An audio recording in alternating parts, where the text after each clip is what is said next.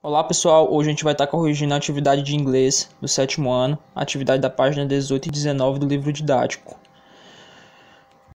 Essa questão do livro de vocês requer leitura superficial de texto. Muitas atividades do livro de vocês pedem isso.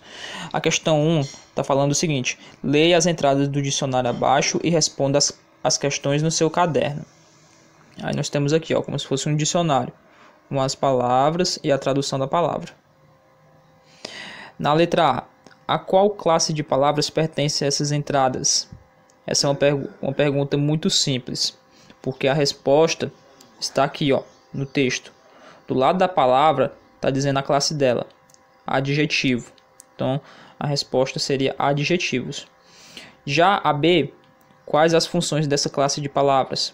Aí você não sabendo o que é adjetivo, para responder você poderia pesquisar no Google. Aí a resposta é o seguinte, a sugestão do livro: caracterizar e particularizar algo ou alguém.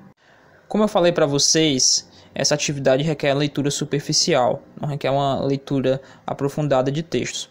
A questão 2 está pedindo o seguinte: agora leia um trecho extraído do texto 2 na página 13 e preste atenção nas palavras destacadas. Depois escreva as respostas corretas no seu caderno. Vou mostrar para vocês para responder essa questão, vocês vão ver como é fácil. As palavras destacadas são essas: odd e awkward, né? Vocês têm a tradução dessas palavras bem aqui acima no texto, né? Que odd significa estranho, esquisito, e awkward significa desajeitado, incomodado, algo nesse sentido. Aí, para vocês responderem e marcar as alternativas corretas, vocês precisariam traduzir as alternativas e vocês vão ver que elas são de fácil interpretação. A tradução da A: os adjetivos odd e awkward expressam uma ideia positiva. Isso não é verdade, né? Então você não vai marcar elas, porque odd significa estranho, esquisito, e awkward significa desajeitado, incomodado. Então não é algo positivo. E a B: odd e awkward se referem ao pronome they. Isso é verdade. A gente está vendo bem aqui, They feel very odd, né? Vocês estão vendo que é uma leitura superficial.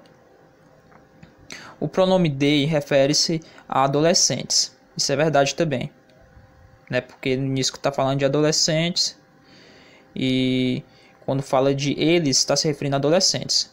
Muito fácil isso. Os adjetivos odd e awkward, né, que vocês já viram o significado, tá aqui acima.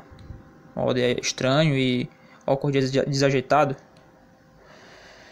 São usados para descrever sentimentos negativos. Isso é verdade também, né? Ou seja, as alternativas corretas são B, C e D.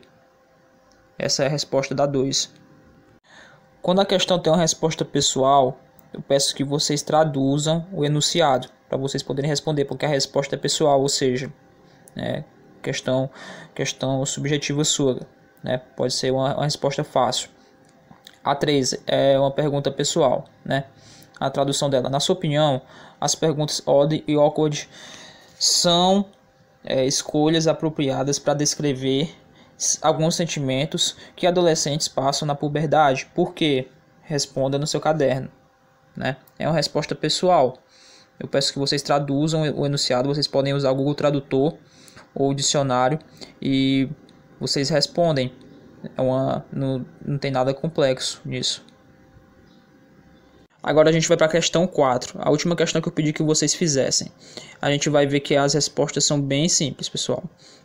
O enunciado é o seguinte: leia o texto 2 na página 13 de novo e preste atenção à expressão low self-image, né, que significa baixa autoimagem.